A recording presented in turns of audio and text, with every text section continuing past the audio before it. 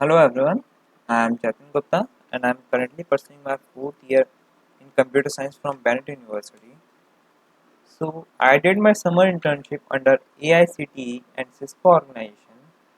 My internship is divided into three phases, different phases, and I have to complete all the three phases for the successful completion of the internship. These are the three phases in which my internship is divided. First is course completion. So in this phase, I have to complete three courses related to the network security, and I have also passed the exam associated with it. In the project phase, I was assigned to design a network topology of a college and also take care about the security part. In the final assessment, like this is a test offered by the Cisco, and I have to clear that test for the successful completion of the internship.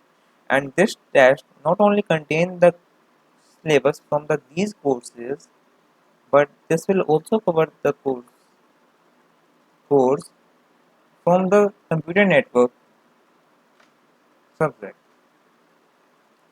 So this is a phase one. Like, these are the three courses: Introduction to Cybersecurity, Introduction Packet Tracer, Cybersecurity Essentials. In the Introduction to Cybersecurity, I learned many different attacking techniques and also learned how to prevent the data, how to increase the privacy of any organization, and many more things. In the Packet Tracers course, I learned how to use the Packet Tracer to build different applications and also got to know about the simulation process. In the Cybersecurity Essentials, this covered like all related vulnerable threats, and this will also get me insight about the need of cybersecurity in future. In the project phase, that is second phase, I was assigned a task related to the field of network security, and my task is to design a network of a college with its respective divisions similar to that of Bennett. And I also have to take care about the security part.